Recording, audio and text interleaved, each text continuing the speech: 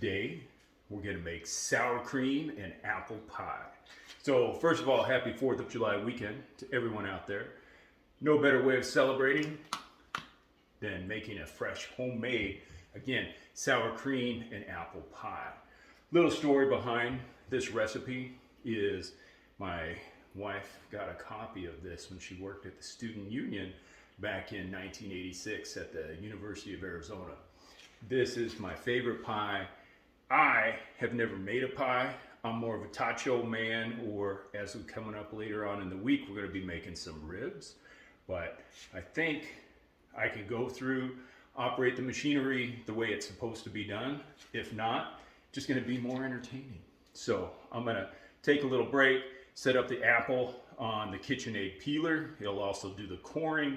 Got a couple apples to chop up, but I certainly don't want you to miss the opportunity of seeing how cool this actual apple peeler is.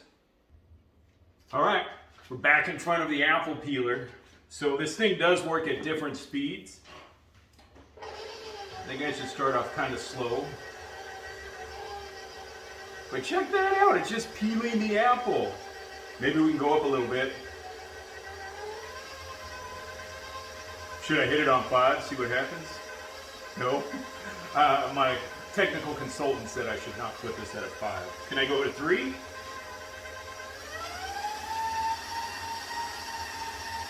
And there it goes. It's peeling the apple. This is amazing. All right, I'm gonna change out the parts of that, and then we're gonna actually go through and core it. Okay, so we're back here at the apple farm. What I've done is I took the core, put that on there. Now, it's gonna go through, it's gonna core that apple.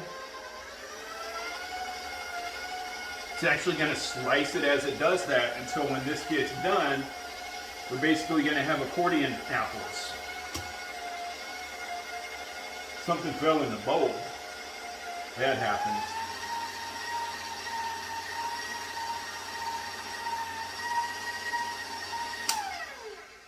Okay, so you saw what actually fell off as part of this apple. This just makes the best pie ever. So I'm gonna get this thing off. I'm gonna chop these up, show you how nicely the little pieces come out. But stick around, we got some good apple pie coming. Okay, so the apples did their thing through the KitchenAid. This is how they come out. Again, this is so awesome. So, slice your apple. You make little teeny, not teeny pieces, but it's so much easier because the apple core actually slices that as well as it's going through. That's why we got those little ribbed parts of the apple. It would be hilarious if I cut my fat finger off, so I'm gonna go slow and deliberate.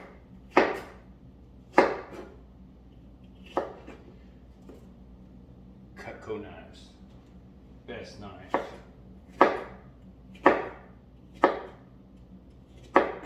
One more apple. Stick that down.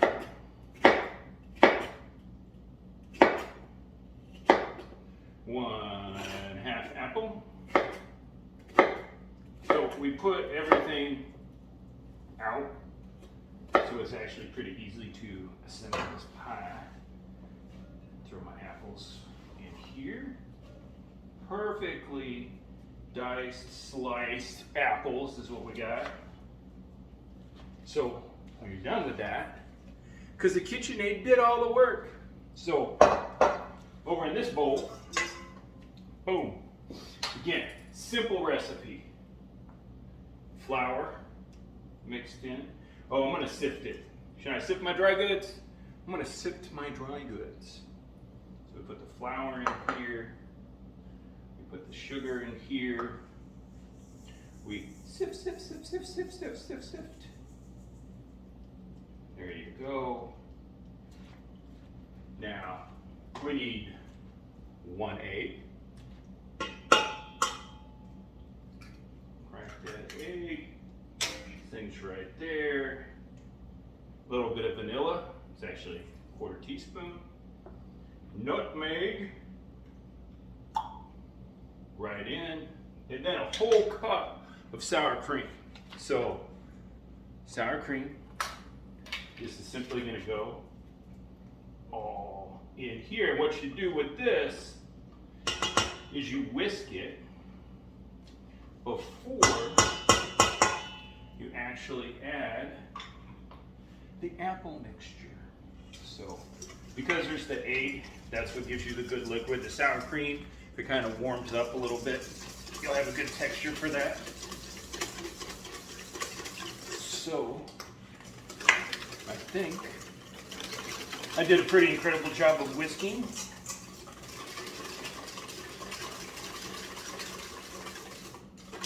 And I think it's time to add our apples. Is it time to add the apples? Okay, all of them. Again, I've only made this pie absolutely this many times, so I have to check with the consultant. And she said, put all the apples in. So here we go.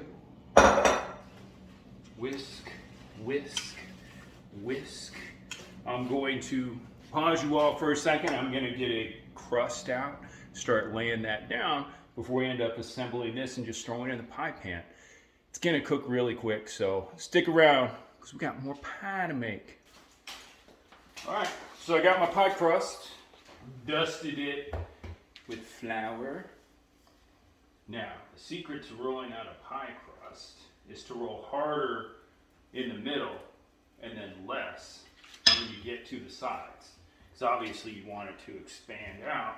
So we're going to make 9, maybe a 10-inch circle as it goes. If your pie crust starts to stick, just make sure, dust a little more flour, keep that on there. But this is going to take a couple minutes, so I'm going to roll this out. Right before we come back and throw it in the pan, I will show you how we actually do that. Okay, so I came to the end of rolling out the crust. There is a little secret here. If you take this and simply roll it up like that, when you put it in the pie pan, because you are going to have to form it, simply roll that out, readjust, because you don't want to be fingering your pie crust too much because you can actually dry that out. So that's laid in there. Now I got to kind of crimp the sides, but we'll come back. But that little trick with the rolling pin, lifesaver. Okay, so we got the crust roughly prepped for this. We're going to take the apples. Again, apples, sour cream, the nutmeg, the sugar, a little bit of flour in there. That's all this pie is. And that's why it's such a great, easy recipe, even for someone who may not consider themselves a baker. Well, I guess I can't even say that until the pie is done, because who knows how in the hell this is going to turn out. But I'm going to do that. Look at all that appley goodness. So the secret on the crust, as it's been laid over, is kind of pull the crust towards you and then crimp the sides. This is not a perfect looking pie crust, but it shouldn't be, because it's homemade. And if it looks perfect, then everybody's like, oh, where'd you buy your pie at? So there's always a little bit of, well, a natural flair and beauty that goes along with a homemade pie crust, but the taste, 100 times better than anything you're gonna pick up that happens to say Marie Callender's or frozen pie. This is just the ultimate way to do it. So I'm gonna let that sit for a second. I got the oven preheating up to 400 right now. So I'm gonna make sure all that looks good. So this is actually gonna go in for about 20 minutes. We're gonna pull it out, and then there's a little topping that goes on top of this as well. So we'll let that heat up in the oven, but we'll bring you back before we put it in. All right, here it is, the pre-bake. Now, 400 degrees, 30 minutes. We're gonna pull it out, put that topping on it. We'll come back and make the topping. But right now, we should have probably taken the, actually I left that in on purpose. There is a pizza pan in there, so in case anything boils over, it'll actually catch. So yes, that was on purpose. So this is in, we're gonna come back and make a mix, and in the final 10 minutes, we'll get that pie assembled and almost done. All right, so we got 2 minutes left on the first bake. You know, I learned a new word today. It's called mise en place. What mise en place is, it's a French term used in culinary circles that you have all your ingredients together. So an example is flour, sugar, cinnamon, already put in here, already put away.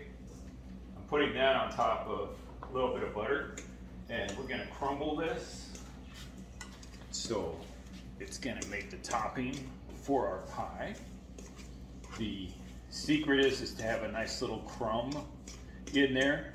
So when you pour that on the pie, the butter's gonna seep down and it's gonna get into the apples. The sugar's gonna form this nice little crust. So again, today's word, mise en place. You'll learn something every day. So I'm gonna finish grinding this stuff up.